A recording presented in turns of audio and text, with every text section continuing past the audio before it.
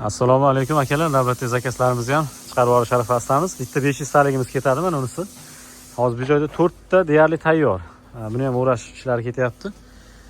Xudo xolasa mana uni yuklab chiqarib yuboramiz Namanganga. Bu yonda 300 taliklar bitta qo'shilib ketadi nariga. Bular ham zakazga, bularni olib chiqib ketishadi. Bir kun 2 kunda. Xo'p, 4 ta 500 bular ham zakazga. Keyin u nari yoqda yana bitta bor. Ispaniyadan chiqdi. Ichkarida yana bitta bor, u ham bityapti. Bular ham xudo xolasa hammasi birinma-ketin chiqib ketyapti. Bunkerlari ham 150-200 kilo oralig'ida oladi. Bunker ham kattagina bo'lgan. 500 taliklar mana shular. Oxirgisini deyarli tayyorlanyapti hozirgi 4 tani.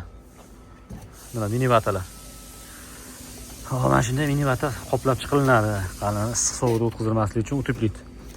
Bemalol Navestaga ham qo'yib Navestaga ham turaveradi. Faqat tepasi berk bo'lsa bo'ldi. To'g'ridan-to'g'ri suv tushmasa bo'ldi.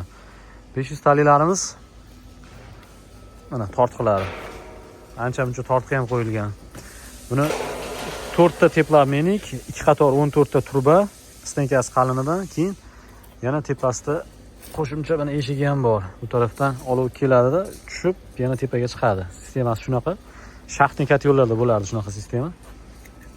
Bu ham xudo xolasa chiqarib yuboramiz bugun. Garilkasi ham mana. Garilkasi ham kattagina.